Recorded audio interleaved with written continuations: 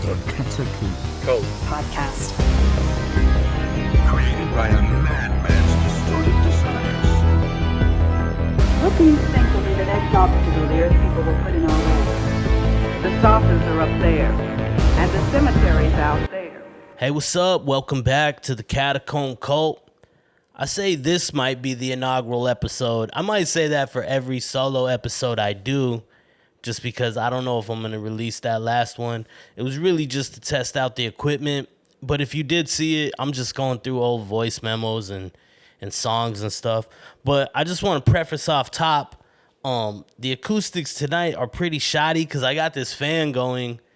I was going to do it without and just like start sweating my ass off, even though I'm sweating. Everybody knows right now, or who's in Southern California, and even my my Arizona people, there's been like a heat wave. It was like 87 the other day, and it was like 80s today, and it's just like hot in here tonight. I don't know. And I just set up all the equipment, and I got extra quarantine layers going on that I'm trying to jog off. Speaking of jogging, I fucking went jogging with my dog the other day. And yeah, this is how I know I'm old as fuck, because I used to be able to run fast and shit. And yeah, I went jogging the other day and it was cool. I was like, I haven't smoked in 2 years, so I was like, damn, I'm not even like huffing and puffing like I used to, or like I would have when I used to smoke a bunch. And yeah, but like me and my dog got like a block and a half, and like I started getting crazy sharp pains in my shins, and I was like, what the fuck? And then I'm imagining those are shin splints. I've heard of them. I've never had them. I've never experienced them. And I was just like, oh, Jesus Christ. There's another wrinkle in life, you know what I mean? There's another ailment. But anyway, scratch all that. I'm hot in here. I'm drinking beer and wine again like a complete white trash superstar.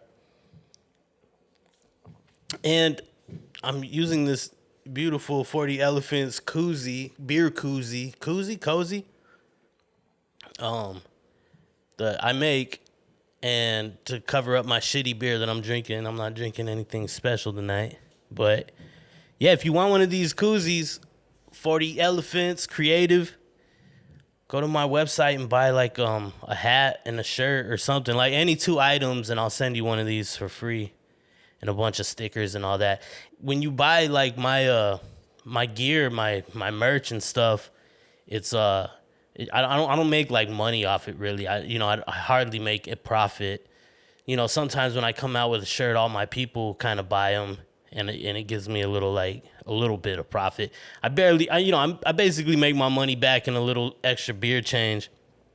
But yeah, or all that extra profit goes to like equipment and shit to fuel my artistic endeavors.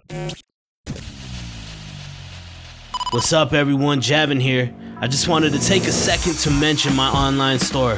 We have prints, t-shirts, hats, and special gifts with each purchase. Everything is handmade and designed by myself or other amazing artists I know. Quality materials and timely shipping, plus that extra special ingredient, love and appreciation. Your support helps my creative endeavors and supports other artists like me. Visit thecatacombcult.bigcartel.com. Yo, new and limited items are cycled through there all the time, so at the Catacomb Cult on Instagram or my personal page at Javin Romero. The revenue I see from this shop gets poured right back into things like short films, photo shoots, lunches, and gas money for any crew or actors helping me out, locations, all that. Plus you get some dope shit. So thank you once again. Let's cultivate. That's stupid. All right, thanks, peace. Welcome back to the Catacomb Cult podcast. So if you're interested in that, if you're interested in my artistic endeavors, that's cool. So today, I'm a little fucked up. I don't want to be fucked up every fucking show, because people are going to start to, my mom's going to start to wonder, like, does he have a problem? But, it's just beer and wine. Come on. I'm not getting crazy doing shots. I got a little iPhone. Right now I only got my photography camera that's kind of like sketchy. It overheats after like 20 to 30 minutes of 4K recording. But I got this dummy battery in it right now that I got off Amazon for like $4. So we'll see if that works. They say it's supposed to keep the heat down and let it keep running. And then I got my old iPhone for like a backup. But anyway, people have been asking me like, what's the concept? What's it going to be about? What's the the criteria of it? And I don't want to like put myself in a box and like have to adhere to these rules I set before I even started the podcast. Like, I don't want it to be like, I don't know, like, oh, each episode I review new beers and do research about the new beers, and I don't want it to be like subject based like that.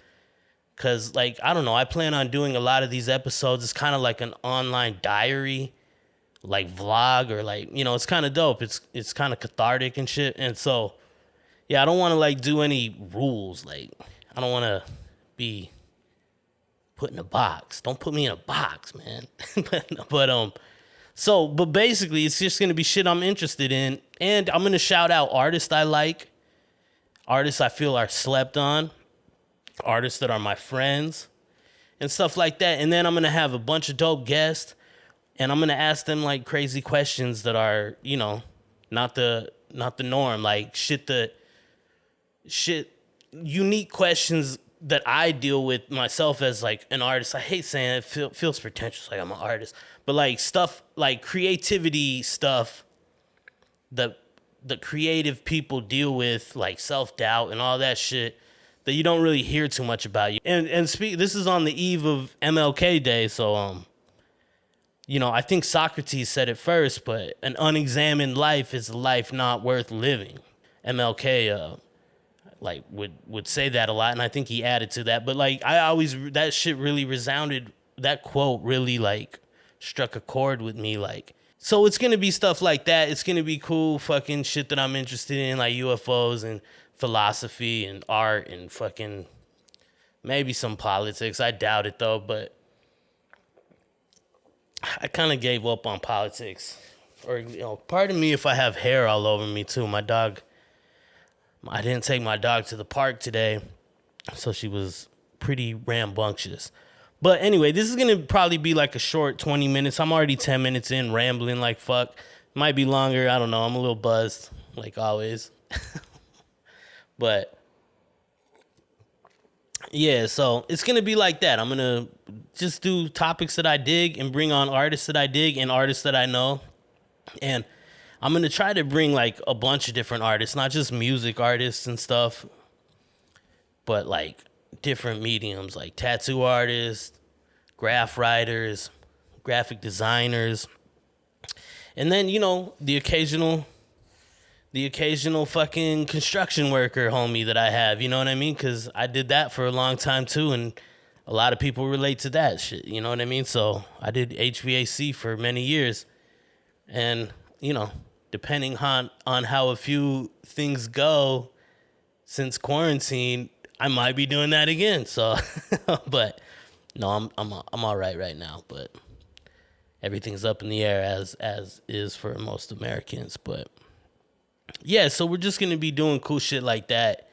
And the last episode, I went through all my my songs and my voice memos. The voice memos were cool, but they were like ridiculous, but it was cool. But and then when I got like I saw myself like I put it in my editing software, and I progressively got drunker, more drunk.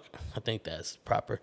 But I progressively got more drunk, and I started going through like, hey, let's go through my SoundCloud and go through some old songs, and let me analyze these for you. Let me analyze these lyrics for you.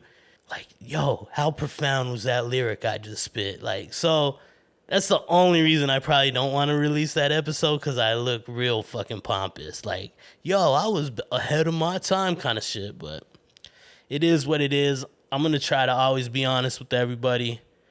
I'm a very insecure person myself. I don't know about insecure, but I'm not arrogant and like, maybe I am. I don't know, but I shouldn't be. Like, I'm not arrogant with women, I'll tell you that much. But in some ways I am very snobbish and stuffy. But, you know, let's fucking break down those walls, man. An unexamined life is a life not worth living. On the eve of MLK, that shit is fitting. I caught up with all my work. I'm drinking. I caught up with the majority of my work. And now I'm drinking tonight. That's why I'm drunk. It's not just some random happenstance, but that is usually what happens when you work from home. You can work in your boxers and fucking drink all day. If I wasn't doing video right now, I would be in my boxers fucking, drinking all day. But... And then I'm trying this new shit to get off like vape and stuff and chew. I do chew every once in a while as my teeth are fucked up. But they're called Zyn. People might have heard of them. I think they've been around for a while. I think like Marlboro did like Snus or whatever. It's like non-tobacco nicotine pouches you put in your lip. Man, I got the strong ones. And you know, I chew and shit. I chew Copenhagen. Copenhagen is the strongest shit. Way stronger than cold, like that frat boy shit. But no, anyway, I did like Copenhagen, you know, so I was like, yeah, I'll take the strong ones just because I wanted like, you know, I wanted to be a good substitute. And I put that, and it said you don't have to spit or anything. So I like was swallowing the juice. It's gross. I'm sorry. My apologies. But I swallowed the juice, and within 10 minutes, I haven't felt like this since I was a little kid when my homie gave me a bag of Red Man. Sorry for the racial I can't say certain words. I'm drunk now. Insensitivity. But, you know, Red Man, the old chew, the bag of chew is still around. But it tastes like grapes. But, yeah, I remember my homie gave me a bag of Red Man and told me to put that shit in and chew it. And I fucking just... By the way, my homie was Native American. But, yeah, I threw up instantly. And then I tried one of these Zyns just a few hours ago. And I haven't felt like this. I haven't got a nicotine high like this since I was a fucking 10-year-old. Which I know is very young, but it was wild in my neighborhood. But, yeah, I fucking put it in my lip. And it says, don't spit. So I'm swallowing the juice. Pardon me again. And then 5-10 minutes later, I was like, oh shit, I'm going to throw up. This is fucking nuts. And I went and yacked up. It wasn't a full-on evacuation, but it was brutal. And I think I burst some blood vessels. Maybe that's why I'm a little sweaty myself. But anyway, I think this has been a success. I don't really have an agenda today on what to say. I'm not trying to really get too in depth. I just wanted to tell everybody the Catacomb cult is going to be whatever the fuck I want it to be. Not saying don't ask me what it's about. I'm just saying I'm not going to put any fucking barriers where I have to adhere to them for 100 episodes, you know? I'm not going to do that. You know what I mean? So it's just going to be whatever I think is cool. It might be different each time, too. I might have segments where, and I might have a fucking short film that I do pop up right here with Bazooka, you know? I don't know if anybody saw Bazooka. She's sleeping right there. Her lovely performance in Medicine Bag 1 and Medicine Bag 2, Dogtopia. I think that was, Dogtopia. There were 2 1 minute short films that I made for this contest at the beginning of quarantine where you had to record in your house. You couldn't record anywhere else. So go check those out. Maybe I'll pop it up right here or just a clip.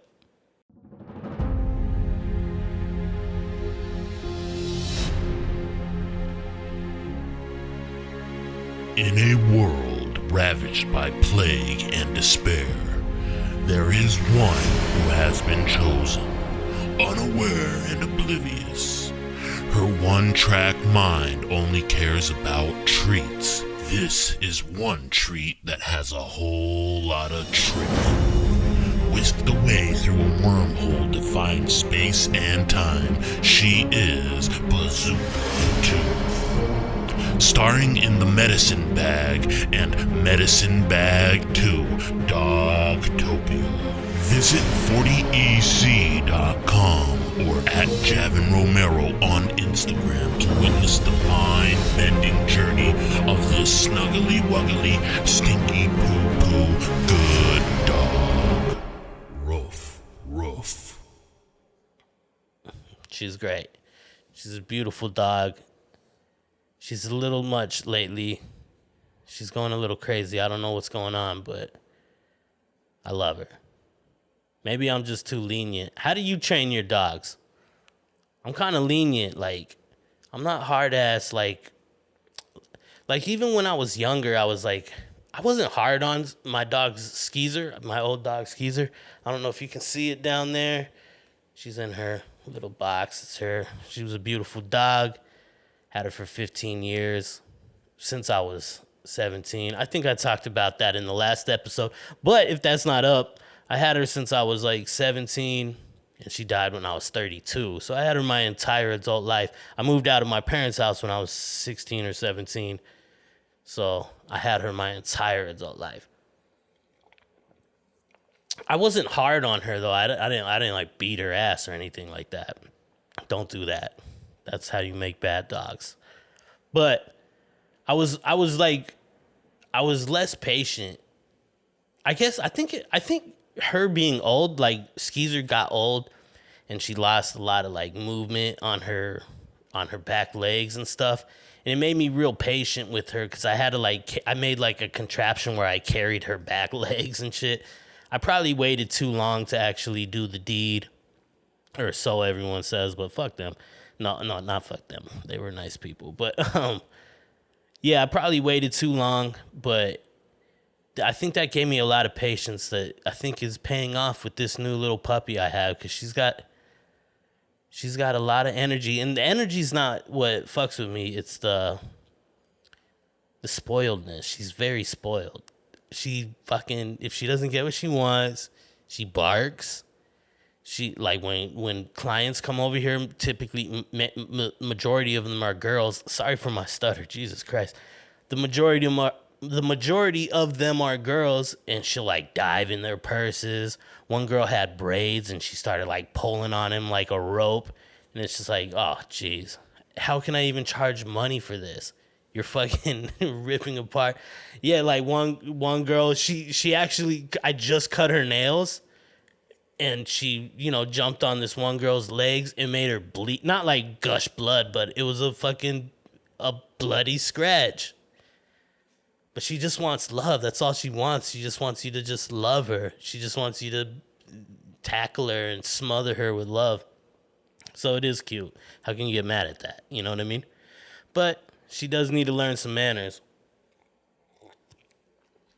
Speaking of being more patient in life, I had an incident last night that, like, if I was a 19-year-old kid or even younger, like 16 to 19, those angsty ages, I would have fucking probably thrown this guy into traffic. Like, all right, there's this, like, I live in Long Beach, right? And let me just preface this by saying California has been a culture shock to me, but not in the way you might think. There's gangs where I'm from, there's drug dealers where I'm from and stuff like that in Arizona. And I lived amongst that stuff pretty regularly. I got into some crazy situations, and you act accordingly. I kind of was expecting, excuse me. I kind of was expecting to move to California and that it would be that kind of situation, like Bloods and Crips, just like intensified, like more of that. You know what I mean? Like just fucking, I grew up on gangster rap and shit, so it's you think it's just you're gonna come out to LA and it's just gonna be gang bang central and you're gonna be like, what the fuck? You know what I mean? And but it wasn't like that for me. Like it's kind of like that kind of stuff is kind of the same stuff I dealt with in Phoenix or in Tucson or in Flagstaff. You know what I mean?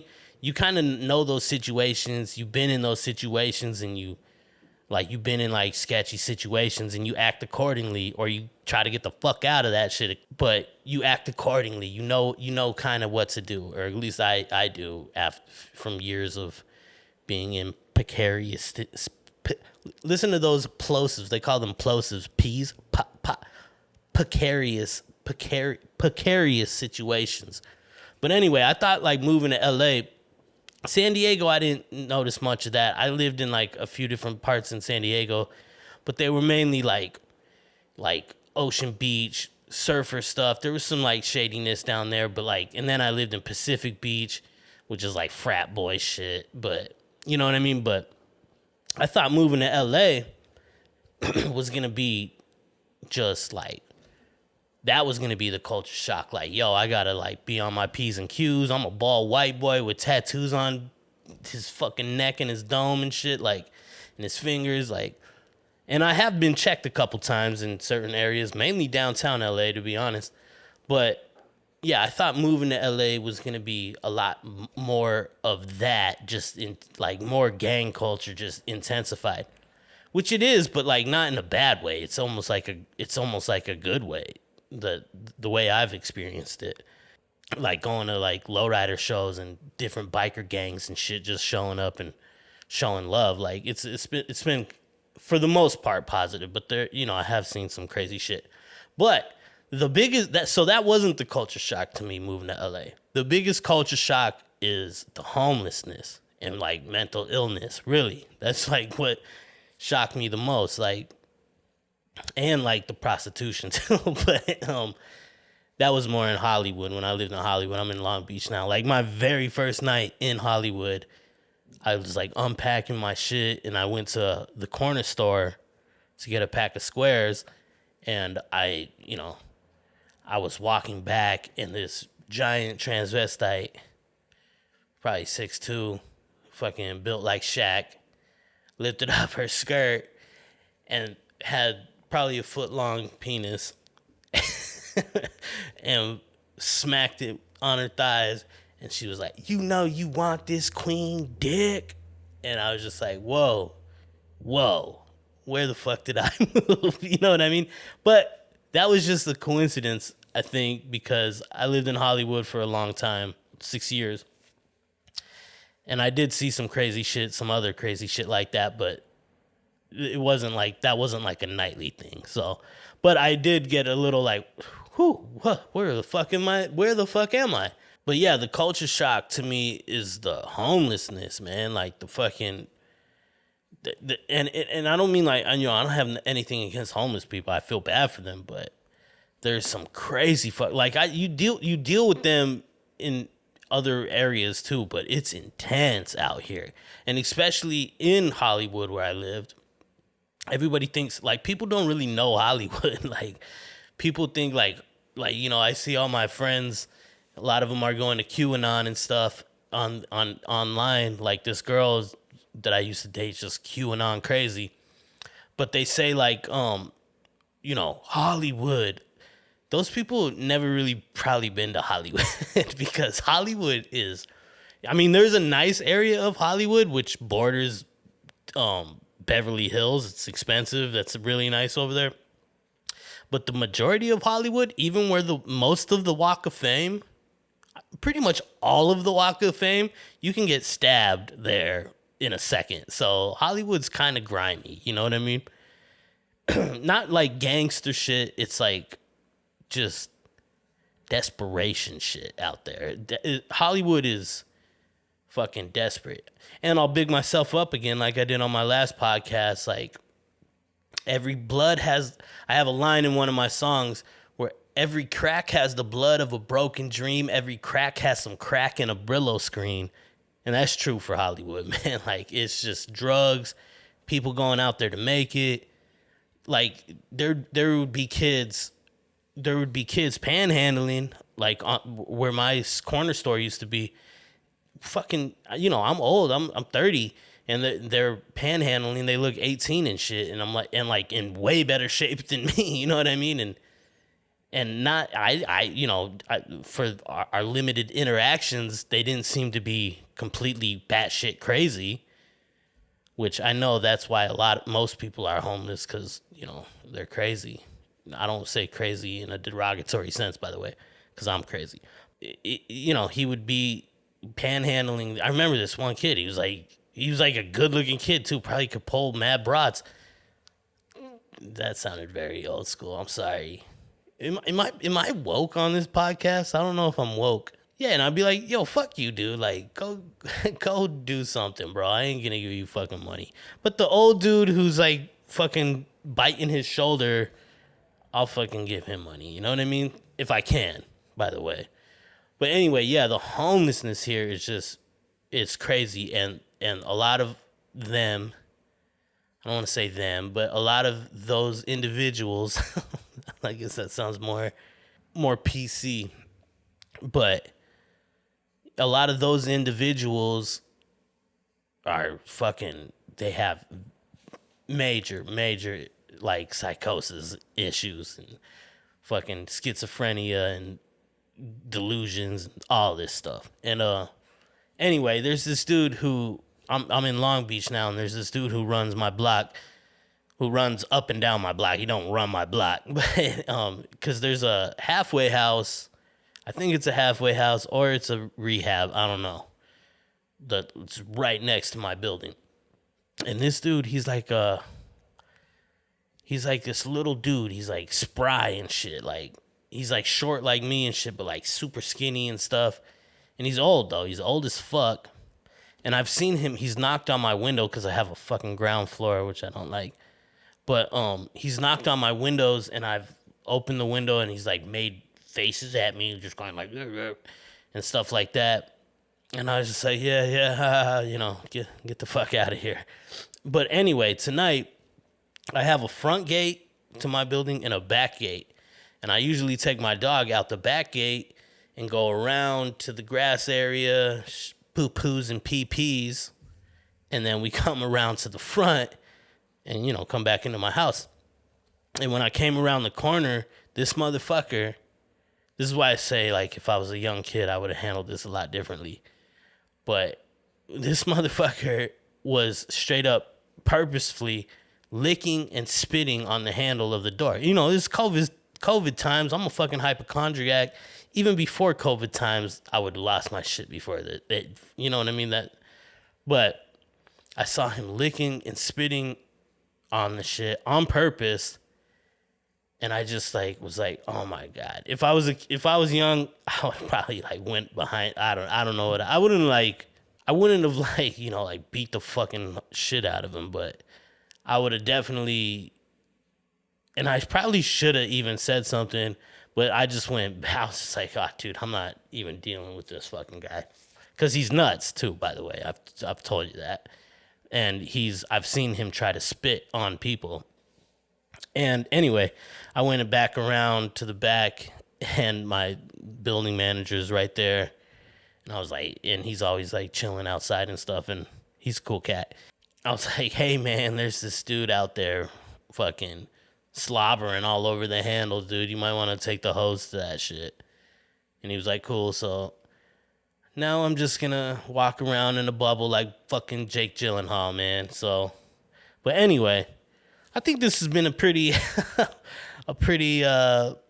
productive episode. Productive. I notice when I talk straight into it, it goes productive. So sorry if you're hearing those plosives. I'll try to like angle it like this. This is what the professionals do, right? That's what Howard Stern does.